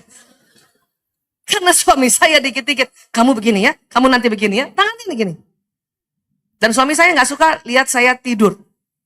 Padahal tipe plekmatis sering leyeh-leyeh tidur siang. Tipe plekmatis. Biasanya dia nggak marah, cuma matanya itu loh. Matanya ngatur. Zaman dulu sebelum belajar watak ini, kalau saya mau tiduran saya kemana Bu? Ya, ke salon kerimbat. Jadi kalau dia telepon, ibu di rumah nggak ada ya? Oh ya, oh lagi kerja. Padahal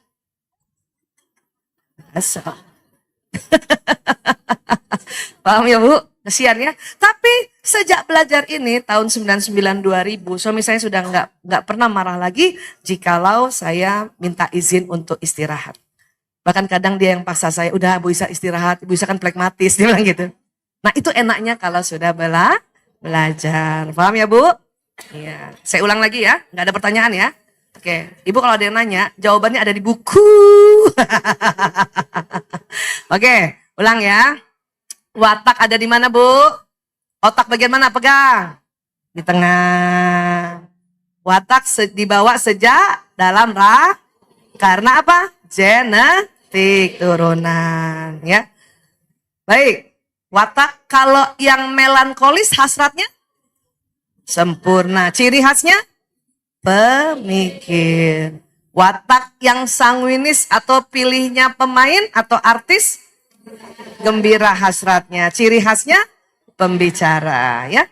Watak yang pilihannya penonton disebutnya hasratnya damai. Ciri khasnya pengamat. Watak yang selalu mau ngatur. Ciri khasnya, nah itulah kalau ini orang koleris ini yang kalau bangun tidur loncat ya nih. Apalagi koleris sanguinis, loncat itu, bisa loncat itu, nggak pusing dia, ya. Karena energinya nggak habis. Gimana nggak habis? Nggak pernah diam, dia selalu marah gitu. Cepet marah makanya nggak habis. Beda yang di bawah. Paham sampai sini ya Bu? Iya, baik. Mudah-mudahan ini sudah bisa diambil ya hikmahnya sehingga ibu pada saat ketemu orang ibu tahu oh ini kira-kira wataknya ini. Lihat apanya? Hasratnya. Lihat hasratnya. Kalau dia orang damai, ngalah, nggak mau konflik, oh dia plekmatis dominannya. Kalau ibu lihat, waduh ya semuanya rapi, kalau mencet odol rapi, oh melankolis gitu. Paham ya Bu ya? Iya, baik terima kasih. Mudah-mudahan ini bisa diambil manfaatnya. Tentu pembahasan tentang watak lengkap itu saya sudah bikin bukunya ini ya di sini ya. Kalau ibu yang senang membaca ya. Kadang-kadang ada yang senang baca. Oh udah ada, alhamdulillah, masya Allah. Dan di sini ada 77 cerita ibu-ibu juga tentang dulu belum tahu watak berantem melulu sama keluarga. Ya, tapi setelah tahu watak, alhamdulillah sudah mengerti. Ya, ibu yang koleris ngadepin anak plekmatis, ya berarti ibunya apa? Hasratnya apa? Ngatur, mau sementara anak yang plekmatis mau dah. Nah, apa yang harus dilakukan? Ikutin sesuai dia, tenang-tenang saja, nggak usah ngegas, paham ya? Iya, baik terima kasih. Dan Bu Aisyah, kalau di Islam watak ini ada di mana manifestnya? Di sahabat Rasulullah Khulafaur Rasyidin. Orang damai ini watak Abu Bakar As-Siddiq radhiyallahu an. Melankolis watak Utsman bin Affan radhiyallahu an.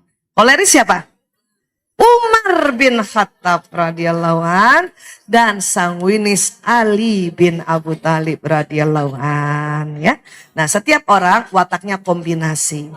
Tetapi tetap harus belajar uswatul hasanahnya adalah Rasulullah. Jadi kalau dilihat otak itu begini kira-kira ini Bu nih ya terakhir nih ya. Jadi ya otak ibu yang di sini nih yang di belakang itu bisa apakah tipe Utsman, tipe Ali, tipe Abu Bakar atau tipe Umar, tetapi di depan otak ibu harus isinya tentang bagaimana Rasulullah SAW bersikap, ya, berkata, ya. Itulah makanya kita perlu belajar, ya. Tetapi Umar tetap Umar, Utsman tetap Utsman, Ali tetap Ali, Abu Bakar tetap Abu Bakar. Hanya betul-betul mereka mencoba untuk bagaimana uswatun hasanah kita, Rasulullah SAW bertindak itu yang diikuti. Ya, makanya contohnya Umar waktu mau cium Hajar Aswad dimarahin tuh ya batu hitam kan? Batu, kalau bukan Rasulullah yang cium, saya nggak mau cium. Nah, tetap Umar kan ya? Ya, tapi karena Rasulullah mencium dia ikut. Nah, itulah maksud kita belajar watak. Oke?